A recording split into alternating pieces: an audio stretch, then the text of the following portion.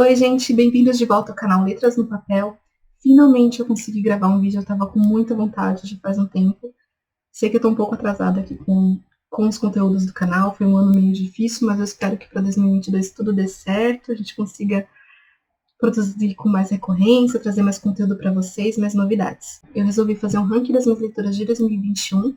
Eu vou utilizar uma tier list, que eu acho que muitos criadores de conteúdo utilizaram para N motivos, para ranquear leituras, ranquear livros, ranquear N funcionalidades, eu sempre tive vontade de poder utilizar. Então, eu vou ranquear todas as minhas leituras de 2021, vou explicar um pouco para vocês quais foram as categorias que eu utilizei e tudo mais. Vai ficar facinho de vocês conseguirem entender.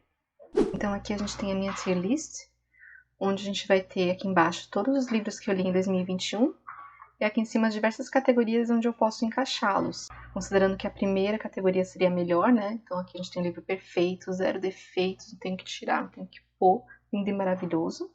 A segunda categoria é aquele livro que me surpreendeu. Então aqui a gente vai ter aquele livro que eu tinha expectativas e ele superou essas expectativas, o livro foi para um caminho diferente e isso foi algo muito positivo. A terceira categoria são para aqueles livros que atenderam às minhas expectativas, entregaram o que tinha que entregar. Uma categoria para os livros interessantes. Tem uma temática bacana, agregou de alguma forma, foi interessante. Aqueles livros legaisinhos, legalzinho, passou de ano. A próxima seria aqueles livros que são difícil passar, mas passou. A penúltima categoria é para aquele livro que era melhor ter ido ver o filme do Pelé. Olha, Chiquinha, nesse filme não tem Pelé. Claro que não. Mas teria sido melhor ir ver o Pelé. E por fim, aquele livro que não rolou, não deu, tentei, não passou pra frente, tive que abandonar. Eu não vou me estender muito explicando sobre qual é a história de cada um desses livros, tanto porque são diversos livros aqui, eu não quero fazer um vídeo muito longo. Minha primeira leitura do ano foi uma adaptação do Rei Arthur do Alain Messier, acho que era esse o nome, isso, Alain Messier. Era um livrozinho edição de bolso, ele tem uma pegada mais adulta, tem algumas cenas violentas, algumas cenas que não recomendo para menores de idade aqui nesse livro.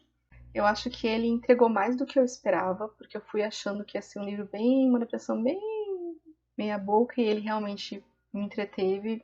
Teve momentos que eu fiquei bem assim, um coração na mão nesse livro.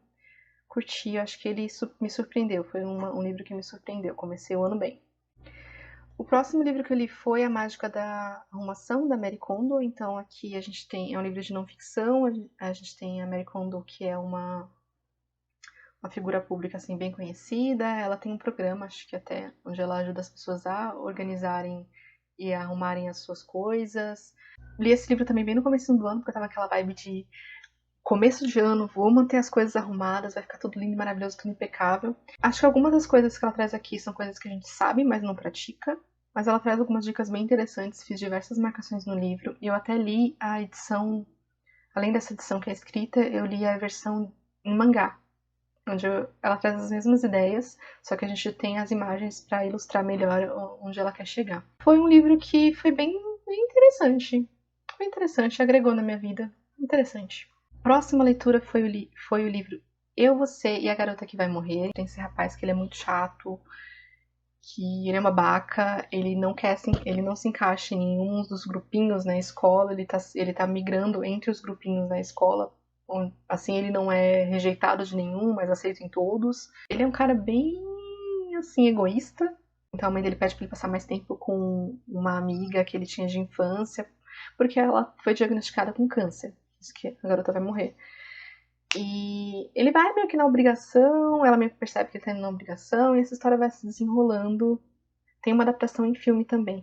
Só que o problema desse livro, eu já tinha tentado ler ele anos anteriores. Desde o começo, o protagonista tá lá falando, olha, esse livro é uma bosta. Você não devia estar lendo esse livro. Você devia estar fazendo qualquer outra coisa, menos ler esse livro. Essa energia te pega de uma forma que, sério, quando você tem o próprio protagonista falando pra você largar esse livro e fazer outra coisa, a vontade realmente que dá é de você largar o livro e fazer outra coisa. Só que eu consegui terminar de ler, apesar de tudo, consegui terminar de ler. Dá vontade de colocar ele nessa categoria de era melhor ter ido ver o filme do Pelé? Dá sim. Porque ele mesmo fala que você deveria estar fazendo outra coisa do que estar lendo esse livro. Só que por eu estar conseguindo ler bem rápido, Então, tem alguma coisa no livro que me pegou. Nem que seja uma leitura, uma linguagem mais simples, uma leitura mais fluida, para eu ter conseguido ir até o final do livro, né? Até que, foi que nem aquele filme Sessão da Tarde. É o que eu posso dizer pra esse livro, tá, gente? Se vocês gostaram, me desculpe, mas foi difícil de passar principalmente por esse começo. Aqui a gente tem Por Favor, Cuide da Mamãe. Gente, que livro perfeito, que livro... Ai, eu chorei horrores com esse livro. Tem uma família que vive na Coreia e a mãe e o pai vão visitar os filhos por conta de algum feriado, algum aniversário de alguém, se não me engano.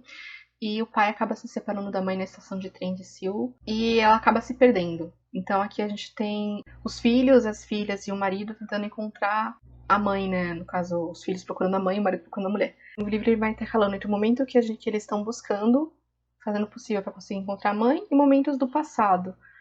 É uma história muito triste, muito emocionante. Eu lembrei muito da minha mãe, da minha avó, que tiveram passados, principalmente o da minha avó, que teve um passado bem semelhante ao retratado da mãe dessa história. Recomendo muito para vocês lerem esse livro. Foi, nossa, perfeito. Me surpreendeu. Ai, gente, eu acho que ele é perfeito, gente. Eu recomendo muito essa leitura. Eu acho que é muito necessária. Chorei horrores. Muito importante. Agora a gente tem Somos Todos Feministas, da Chimamanda. Foi o primeiro livro dela. Foi o primeiro livro que eu li dela. É super curtinho. Eu acho que deve ter umas 40 páginas, algo assim. Eu li na Maratona Literária de Verão, entre um livro e outro. Ele traz algumas ideias sobre feminismo que eu já conhecia antes, então acho que ele não trouxe muitas coisas diferentes do que eu já sabia, uma outra coisa. Tanto que eu confesso que agora eu não consigo nem lembrar muito bem do livro. Acho que foi interessante, vou colocar aqui como interessante. Enraizados. Enraizados é uma fantasia muito controversa. Tem muita gente que ou ama ou odeia Enraizados. Eu acho problemático a questão do romance que a gente tem aqui nesse livro. É muito estranho. Mas os outros aspectos fantásticos de magia, nossa, eu achei muito bacana. Eu vou colocar em Atender às Expectativas. Eu acho que... Ou me surpreendeu. Atender às Expectativas. Eu acho que a vibe do livro eu curti bastante, sabe? Dessas partes de magia que a gente tem e tudo mais. Eu gostei, gostei. Agora a gente tem Outlander, sim, esse foi o ano que eu li, comecei a ler Outlander. Eu achei que eu não iria gostar do livro, fiquei com um pouco de medo, porque todos os livros de Outlander são calhamaços, são livros grossos. Ele é um livro que ele transita entre o romance, entre a ficção científica, porque a gente tem aspectos de viagem no tempo, entre aspectos fantásticos e mágicos. A escrita da Diana Gabaldon é perfeita, eu acho que essa mulher, se ela escrever uma receita de bolo, eu vou ler. Ela consegue fazer as coisas menos interessantes ficarem interessantes. Tem muitas cenas aqui que me deixaram impressionada. Cenas de violência mesmo. Acho que todo mundo sabe da cena mais chocante que tem dentro desse livro. E que é justamente a cena pelo qual eu até comecei a assistir a série, mas quando eu vi se aproximando desse momento, eu não consegui seguir com a série, eu parei. Depois eu vou ver se eu consigo continuar, mas é porque foi algo que me deixou realmente impressionada e me surpreendeu de diversas formas. De verdade, ele foi para diversos lugares em suas 800 páginas, que eu acho que é o que ele tem. Me surpreendeu. Depois eu li Duna, gente. Duna é um amorzinho. Gente, como eu gosto desse livro. Eu acho que na verdade foi uma das primeiras ficções científicas que eu li, assim, mais complexa, maior. Então eu fiquei com muito medo. Falei, caramba, será que eu vou conseguir ler? Gente, aí eu comecei a ler no e-book, mas aí eu vi que não tava rolando muito pra mim, porque eu tava consultando muito glossário, eu acabei comprando o físico. E depois, acho que depois de um tempo, depois que você entende um pouco aquele universo, aqueles personagens, aqueles conceitos, a leitura flui super bem. Foi um livro que pra mim foi favoritado. Eu acho que é uma temática bem interessante, tanto sobre os conflitos políticos que a gente tem ali dentro, quanto faz você repensar um pouco sobre o uso de recursos naturais. Adorei a adaptação também do filme. Atendance Fiction, acho que foi um livro que me surpreendeu. Ou foi perfeito? Ai, gente, me surpreendeu, foi perfeito, me surpreendeu. Até agora foi o meu mais favorito. Acho que foi perfeito, foi perfeito. Duna é perfeito, lindo. Depois eu li Quincas Borba. Quincas Borba é um clássico de Machado de Assis, né? Eu li esse livro numa maratona de 12 horas, se não me engano. Então, eu só tinha lido até então o único livro de Machado de Assis, que foi Dom Casmurro. Nesse livro aqui a gente tem Quincas Borba, que eu acho que era um dos amigos do Brás Cubas, de Memórias Póstumas de Brás Cubas. Não li esse livro, mas conheço um pouco da história. Quincas Borba era um filósofo, aqui ele tinha bastante dinheiro, e aqui ele estava um pouco mais confuso, muitos o consideravam meio louco. E ele tem esse amigo que é o Rubião, que é o professor, que vai visitá-lo frequentemente, onde os dois conversam bastante. A gente tem vários momentos que os dois ficam filosofando bastante. Dá umas viajadas muito loucas esse livro. Muito bom, faz você refletir bastante. O Quincas Borba, ele morre, ele acaba deixando toda a fortuna dele pro Rubião, com uma única condição, de que o Rubião tem que cuidar do cachorro dele, do cachorro do Quincas Borba. E o nome do cachorro é Quincas Borba.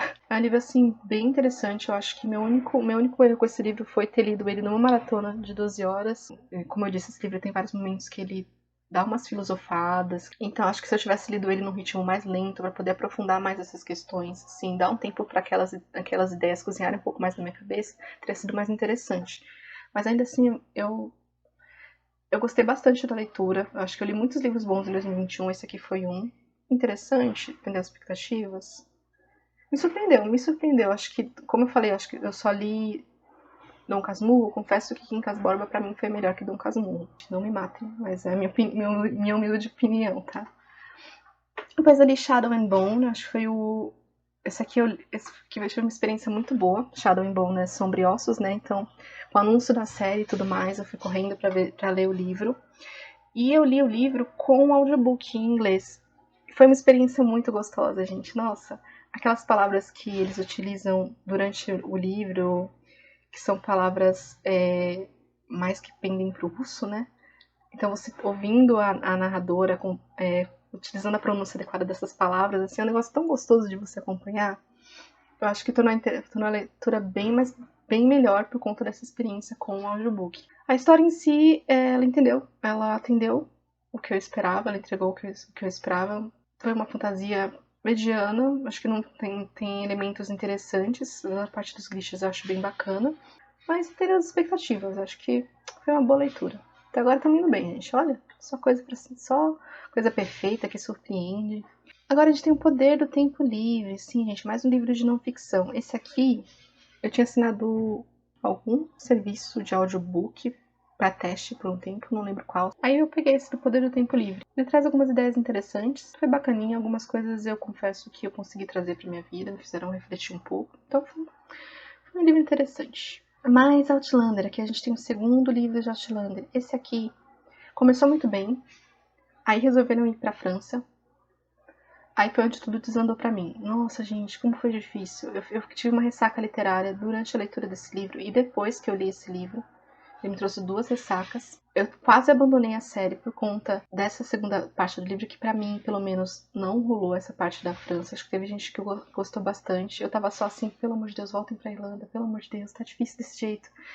E do meio pro final, as coisas voltam pros trilhos, ele entrega o que ele tem que entregar. Então, eu vou colocar como legalzinho, por conta do final que se salvou. Agora a gente tem Contos de Imaginação e Mistério do Edgar Allan Poe. É uma coletânea de contos da Tordesilhas, se não me engano. Muito bonita a edição em capa dura, com umas gravuras bem sombrias. Gostei bastante, foi um livro bem desafiador para mim, por conta acho que do vocabulário foi bem difícil, eu tive que consultar muitas vezes o dicionário, confesso. Mas depois que você se encontra um pouco envolvido com os contos, você consegue seguir adiante. Tem contos bons, tem contos muito bons, tem contos mais ou menos. É o que acontece quando você acaba lendo uma coletânea de contos. Eu gostei bastante, acho que o assassinato da Rua Morgue, e um outro que fala de escaravelho, acho que é um mistério. Gostei bastante.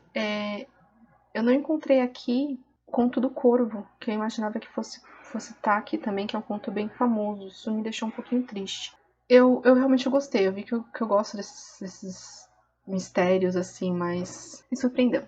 O Duelo dos Reis. Esse aqui é o último livro da trilogia da Primeira Lei, do Joe Abercrombie. Eu falei sobre esse livro na minha melhor e pior leitura de julho. Ai, gente, esse livro é uma das... Essa série como um todo, ela é perfeita, gente. Eu acho que, assim, tem acontecimentos nesse último livro que são muito bons. Nossa, de verdade, acho que é uma das melhores, se não a melhor fantasia que eu já li, pra vocês terem uma noção. Eu vou deixar o link nos cards pra vocês conhecerem um pouco mais sobre o livro. Pra mim, gente, perfeito. Mais um perfeito. Coroa Cruel. Esse aqui é um livro de contos. É um livro extra, né, pra saga da Rainha Vermelha. Aqui a gente tem 2 contos. Um sobre a mãe dos meninos Foguinho, que é o Cal e o Malvin. Então conta um pouco sobre quando ela era jovem, quando ela conhece o rei. E o outro conto é sobre a Farley, que é uma personagem bem forte durante a série, né? E aqui a gente tem contando um pouco sobre a história dela antes dela receber a missão para ir para Norta e durante a missão, quando ela conhece o Shane, tananã, tananã. Eu achei que ia ser um livro bem maçante, que eu não iria curtir. Foi interessante, foi um alívio bom ter lido esse livro. Acho que foi em julho também que eu devo ter lido esse livro. Deu uma respirada, foi algo que foi um livro que foi interessante, foi legalzinho, foi legalzinho. A Garota do Lago. Também falei sobre esse livro para vocês no vídeo do Melhor e Pior de julho. Foi um livro que não funcionou para mim.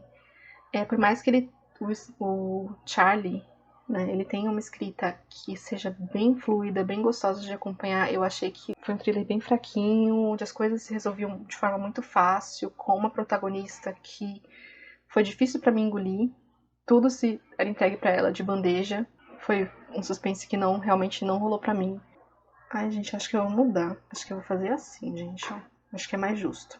Days Jones and the Six. Esse livro também tem um vídeo que eu falo especificamente sobre ele no canal. Lá onde eu já mencionei pra vocês o quão incrível é essa história. Esses personagens são extremamente bem trabalhados. Faltam só cada página de tão reais que esses personagens são. As problemáticas que são abordadas nesse livro. A forma como a história é contada, o estilo de narrativa.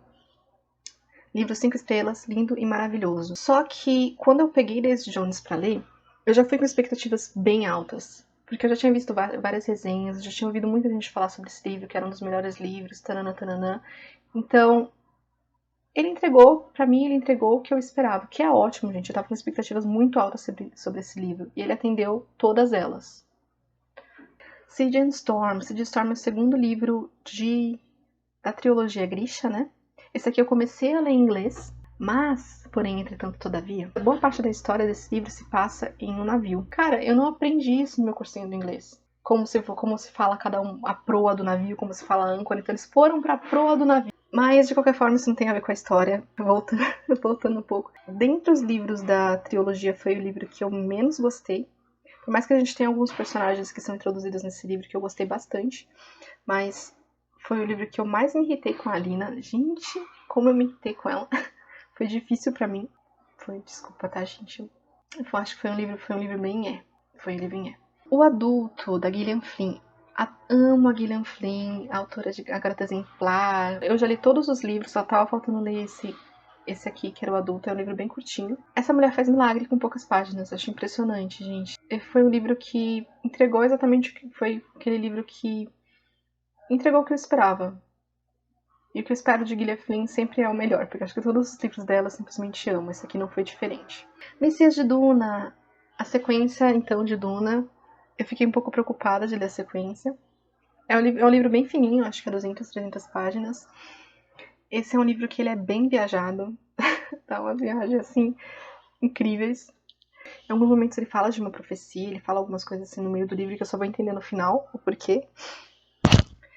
Mas foi um livro que sério, gente, todos os livros que eu li de Duna, até agora eu favoritei, esse não foi diferente, foi um livro muito bom. Conta tanta coisa em tão poucas páginas.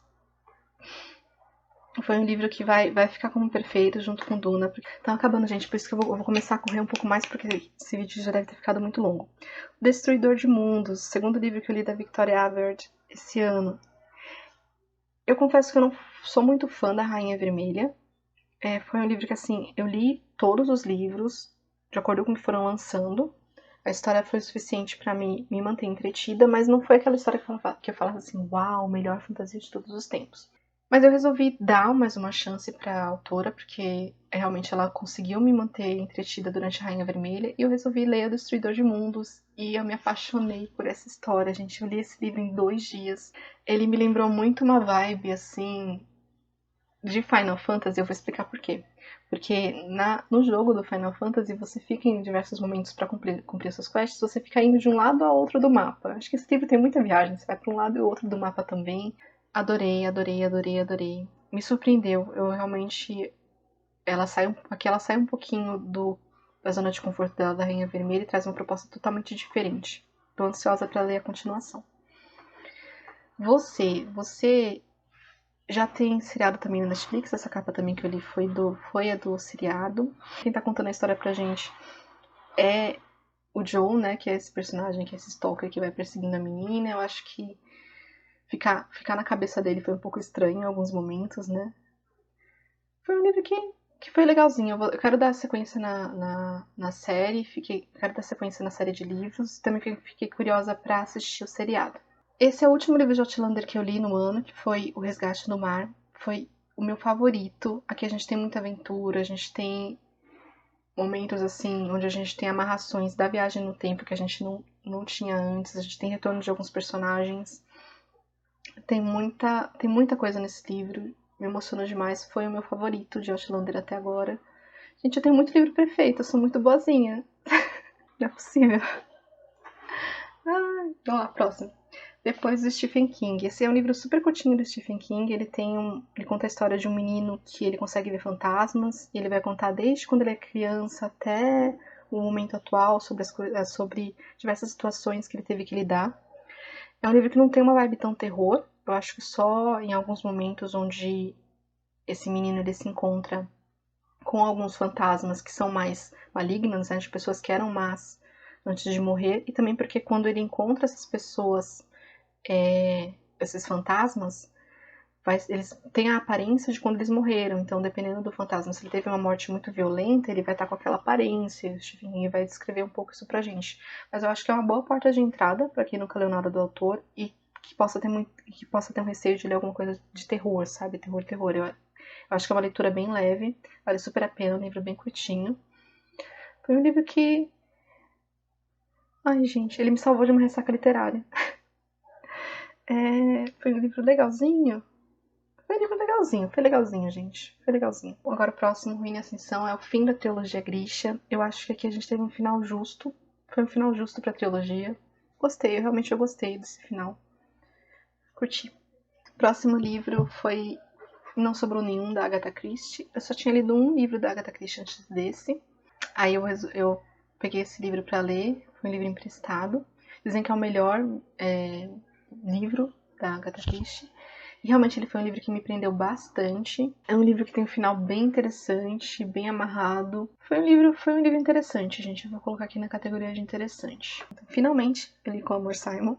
Eu achei muito fofo a revelação do final, quando a gente descobre quem é o Blue e tudo mais. Ele tem um desfecho muito fofinho, só que durante a leitura do livro, eu acho que ele não me pegou muito.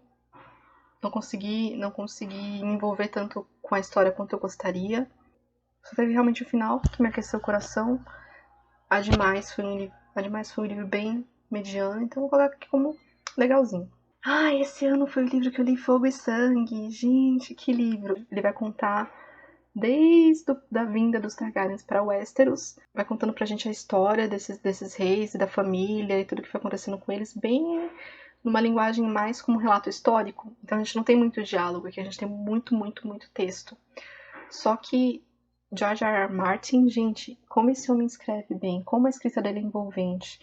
Eu fiquei muito apaixonada por essa história, por esses personagens. Eu queria mais, cada vez mais. Gente, como eu gostei desse livro. E eu fiquei com muita vontade de voltar a ler As Crônicas de Gelo e Fogo depois dele. É perfeito, gente, desculpa. Tô com muito livro perfeito. Esse aqui foi mais um. Eu tive muitas leituras boas esse ano. Eu terminei o ano lendo A Mediadora, que foi, na verdade, uma releitura pra mim. Eu li esse livro há mais de 10 anos atrás.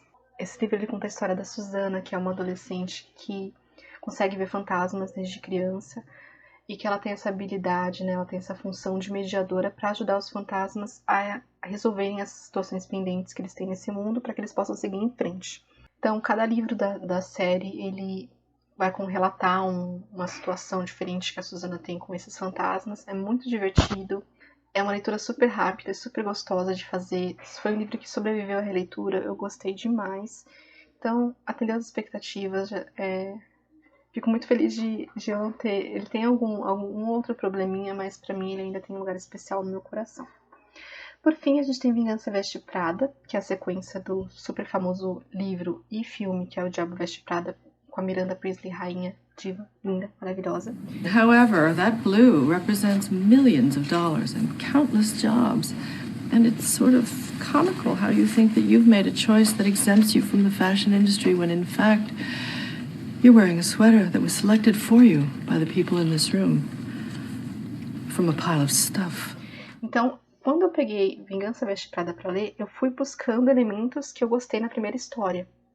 Eu acabei me decepcionando um pouco, porque na primeira história a gente tem essa personagem incrível que é a Miranda. É uma chefe que ninguém gostaria de ter, porque ela traz muitas complicações para a vida da Andrea. Quando a gente chega na Vingança Veste Prada, a gente tem a Andrea, que era a protagonista do livro anterior, onde ela está construindo uma iniciando um investimento, né? Ela começou uma revista junto com a Emily, que era assistente também no livro anterior, uma revista sobre noivas. Ela também está se preparando para se casar. Quando eu me deparei com esse livro, ele traz diversos elementos de uma comédia romântica padrão. Eu não via ainda aquele diferencial que foi o que me chamou tanta atenção no primeiro livro, então eu fiquei bem decepcionada. Tanto que eu não consegui passar das 50 primeiras páginas. Tudo isso que eu contei pra vocês foi só com base nas 50 primeiras páginas que eu li. E eu tentei, gente, como eu tentei seguir com essa leitura, mas eu não consegui. Essa daqui eu tive que abandonar. Vai voltar essa leitura dos mortos? Não sei, quem sabe, só o tempo dirá. Então, basicamente é isso, tá, gente? Essa aqui tá aqui minha tier list. Eu acho que, como eu falei, eu tive muitas leituras boas, de duas uma. Eu tive muitas leituras boas em 2021, ou eu tô sendo muito boazinha na hora de distribuir os livros que eu coloquei aqui. Eu acho que 2021 foi um ano de boas leituras, eu li muita coisa boa, eu favoritei muitos livros, chorei demais, sofri demais. Tive leituras que foram mais desafiadoras por motivos diferentes. Mas foi um ano bom. Acho assim, tô longe de cumprir todas as minhas metas? Tô. Mas consegui fazer várias leituras gostosas esse ano. Foi um ano bem produtivo. Espero que vocês tenham gostado do formato do vídeo. Eu vou tentar deixar o link para que vocês possam utilizar essa tier list caso vocês tenham interesse. O link para os livros que foram mencionados no vídeo eu vou deixar aqui embaixo. E se vocês assistiram o vídeo até aqui, eu gostaria de pedir para vocês darem curtir no vídeo, se inscreverem no canal para poder acompanhar mais conteúdo literário. Não esqueçam de ativar as notificações. E comentem aqui no vídeo se vocês gostaram do formato, o que vocês leram em 2021, o que foi mais marcante para vocês. Um grande beijo. Tchau, tchau.